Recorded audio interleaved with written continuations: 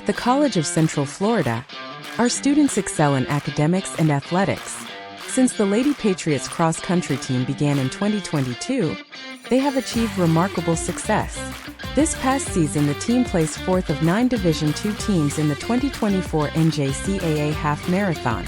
During the past 3 seasons, Coach Godwin has coached her athletes to a 100% personal record rate in the NJCAA Half Marathon, with 15 ladies over those 3 seasons all setting PRs. Those who competed in NJCAA Half Marathon twice set a new PR in their second season. Godwin has coached 36 women in the 5K with an impressive 94% setting new PRs.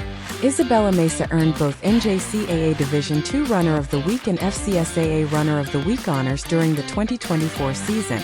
The Lady Patriots have earned United States Track and Field Cross Country Coaches Association all-academic honors with a stellar 3.18 GPA. Are you next?